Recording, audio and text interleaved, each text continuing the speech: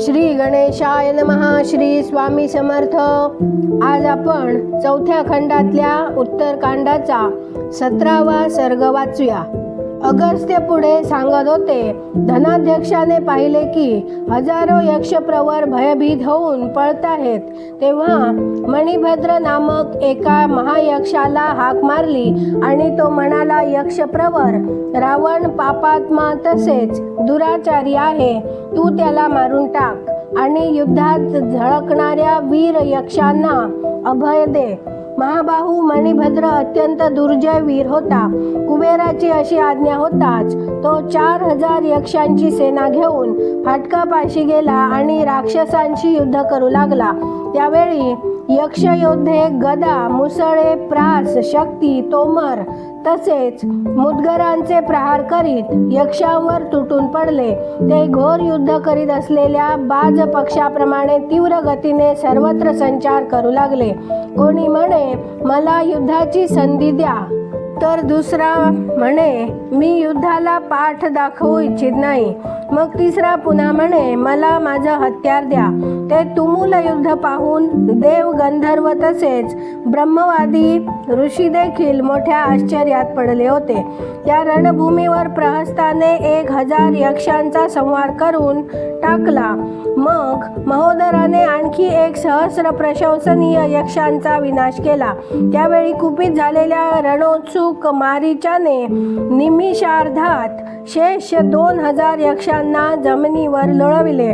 कोठे यक्षांचे सरळ युद्ध आणि कोठे राक्षसांचा मायावी संग्राम.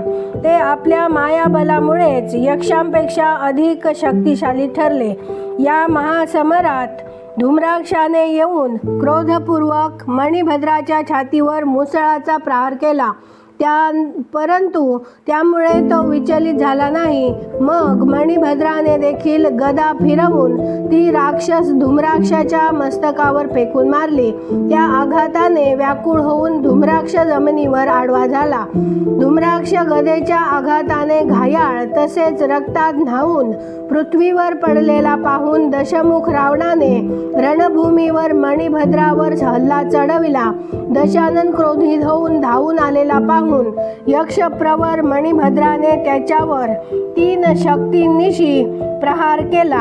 प्रहार झालेल्या रावणाने रणभूमीवर मणिभद्राच्या मुकुटावर वार केला. त्याच्या त्या प्रहाराने मणिभद्राचा मुकुट सुटून पार्श्वभागी पडला. तेव्हापासून मणिभद्र यक्ष पार्श्वमौली या नावाने प्रसिद्ध झाला. महात्मा मणिभद्र यक्ष मग युद्धातून पळाला. तो युद्धविन्मुख होताच त्या पर्वतावर राक्षसांचा महान सिंहनाद सगळीकडे पसरला. त्याचवेळी धनस्वामी गदाधारी कुबेर दुरून येताना दिसला.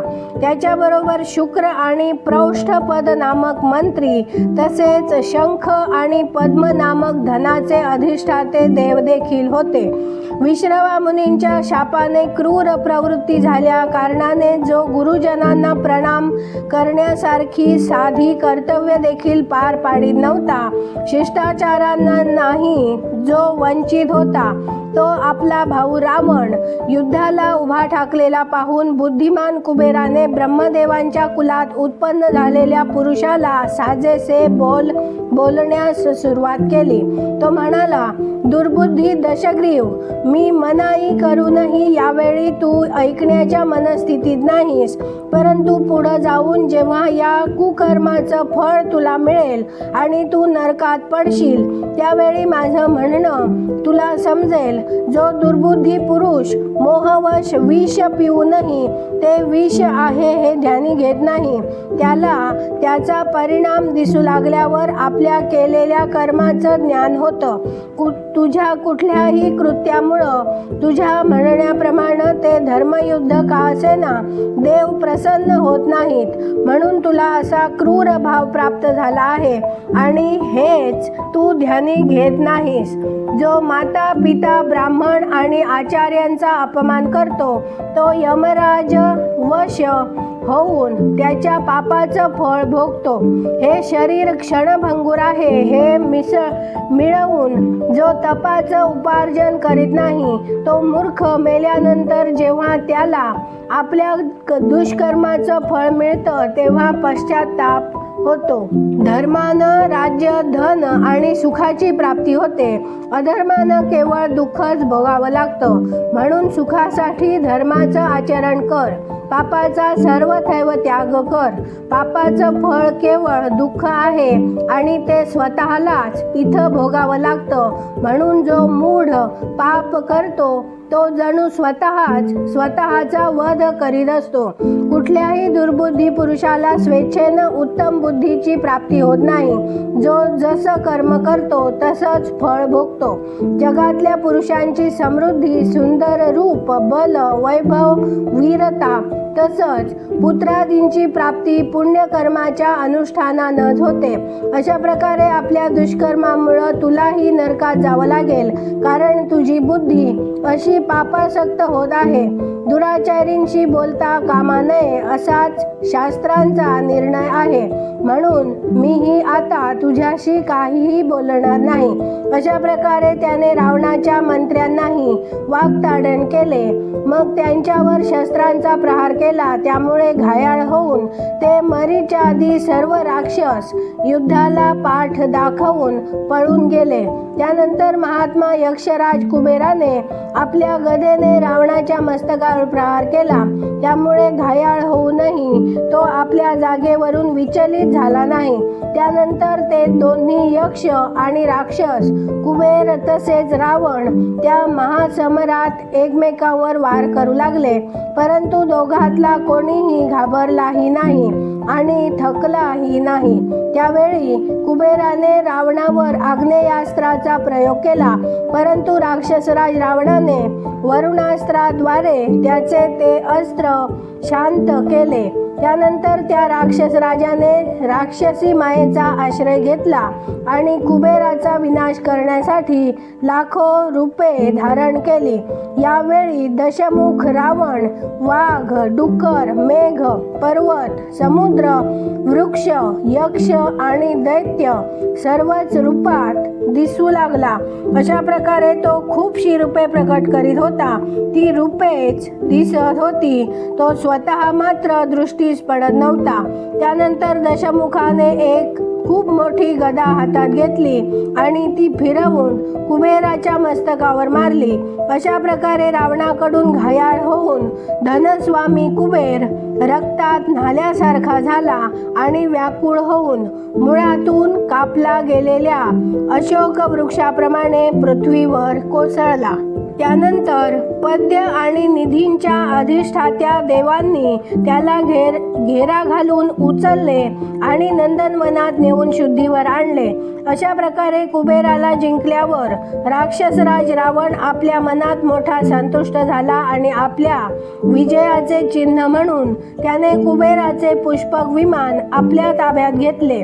त्या विमानाला सोन्याचे खांब आणि वैडूर्यमण्यांची दारे लावलेली होती. ते सगळीकडून मोत्यांच्या जाळीने झाकलेले होते. त्याच्या आत सर्व ऋतूत फळे देणारे असे वृक्ष लावलेले होते. ते विमान मनोवेगी होते. ते आपल्यावर बसलेल्या लोकांच्या इच्छेनुसार सगळ्या जागी जाऊ शकत होते आणि चालक जसे इच्छिल तसे छोटे वा मोठे रूप धारण करू शकत होते. त्या आकाशचारी विमानात मणी आणि सुवर्णाच्या पायऱ्या तसेच तापविलेल्या सोन्यापासून निर्मिलेल्या वेदी होत्या. ते देवांचेच वाहन होते. ते तुटू फुटू शकणारे नव्हते. सदैव सुंदर दिसेल असे ते विमान चित्त प्रसन्न करणारे होते. त्याच्या आत अनेक प्रकारची आश्चर्यजनक चित्रे होती. त्याच्या भिंतीवर तरतरांच्या वेलबुट्ट्या काढलेल्या होत्या. त्यामुळे त्याची शोभा दिव्य होत होती. विश्वकर्म्याने त्याची निर्मिती केलेली होती. ते सर्व प्रकार प्रकारच्या मनोवांछित वस्तूंनी संपन्न, मनोहर आणि परम उत्तम होते. ते न अधिक थंड होते, न अधिक गरम. सर्व ऋतूत आरामदायी आणि मंगलकारी असे ते विमान आपल्या पराक्रमाने रावणाने जिंकले.